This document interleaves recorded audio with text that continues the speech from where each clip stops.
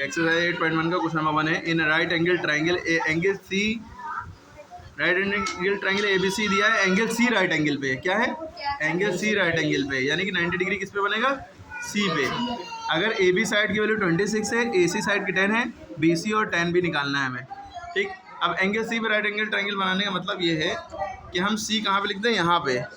ठीक, अब A यहाँ पे अगर लिखा है तो B यहाँ ही रहेगा, ABC। ठीक है, AC भी नहीं, इधर से क्लॉकवाइज अब देखेंगे। ठीक है, ABC।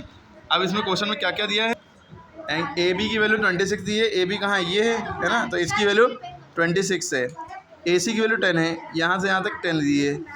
हमें BC निकालना है, वो तो पता नहीं है, और tan B भी निकालना है। BC निकालने के लिए यानी बेस निकालने के लिए, देखिए ये परपेंडिकुलर होता है, ये हाइपोटेन्यूस होता है, इधर वाली लंबी लाइन सबसे हाइपोटेन्यूस होती है, और ये बेस होता है। हमारा फॉर्मूला अगर इन तीनों में से कोई एक चीज़ ना दी हो, अगर वो हमें निकालनी हो, तो हम ये फॉर्मूला लगाते हैं, पाइथागोरस थ्योरम, h² बराबर p² प्लस b²। और हाइपोटेन्यूस की वैल्यू देखिए दी है, यहाँ 26 का स्क्वायर हो गया, परपेंडिकुलर की वैल्यू ये 10 है, 10 का स्क्वायर हो गया, बेस की वैल्यू निकालनी है तो इसको ऐसे ही उतार दिया। अब 26 का स्क्वायर कितना होता है, तो अब 26 का स्क्वायर जो होता है, 26 का स्क्वायर मतलब 26 को 26 से मल्टीप्लाई करो, 2 बार मल्टीप्लाई किया, 676 आ गया, 676। Okay clear. मैं ये 10 का स्क्वायर हो गया 100, 10 10 100 होता है, B² यहाँ पर लिखा है, तो 676 माइनस ये इधर आएगा, माइनस का हो जाएगा 100 बराबर B²। 676 में ये गया 576 बचा, B² की वैल्यू 5, B की वैल्यू क्या आ जाएगी, √576।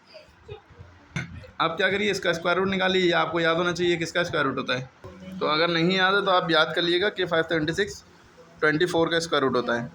ठीक है, ऐसे निकाल भी सकते हैं स्क्वायर रूट वाले मेथड से या फैक्टर मेथड से, एलसीएम जो से आप समझते हैं, फैक्टर मेथड से भी।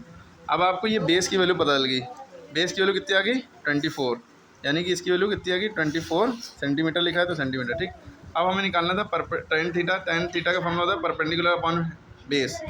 अगर आपको tan C निकालना होता तो सवाल कुछ और हो जाता, tan C निकालना होता तो हम tan C भी निकाल ले रहे हैं, tan C निकालना होता तो सवाल वही फॉर्मूला वही था, परपेंडिकुलर अपॉन बेस। परपेंडिकुलर की वैल्यू ये दिख रही है 10 और बेस की वैल्यू 24। ठीक, ये सवाल हो जाता, लेकिन मुद्दा ये है कि हमें tan C ना निकाल के tan B निकालना है। क्या निकालना है, tan B ये है एंगल। अब इस केस में भी परपेंडिकुलर आपका यही रहा और बेस यही रहा। ये स्पेशल केस ऐसा बनना है कि जिसमें दोनों चीज़ें सेम रह रही हैं, एंगल के सामने हमेशा परपेंडिकुलर रहता है। ठीक है, वरना इसमें परपेंडिकुलर ये था ही, तो इसमें ये इत्तेफाक से ये सही रहा कि परपेंडिकुलर दोनों ही केस में यही रहा 10 और बेस यही रहा, वरना परपेंडिकुलर बदल जाता है, बेस बदल जाता है।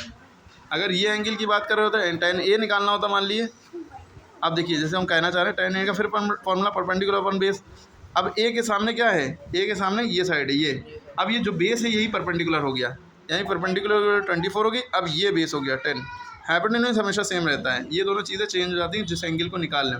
A निकालने तो ये परपेंडिकुलर, C निकालने तो ये परपेंडिकुलर, सॉरी B निकालने तो ये परपेंडिकुलर, और C में तो ये परपेंडिकुलर है ही ये। ठीक है, जो एंगल निकालना हो उसके सामने वाली साइड परपेंडिकुलर बन जाती है। एंगल B निकालना था हमें क्वेश्चन के अकॉर्डिंग, तो परपेंडिकुलर यही रहा। ठीक है, क्लियर हो गई होगी, आई होप सो बात।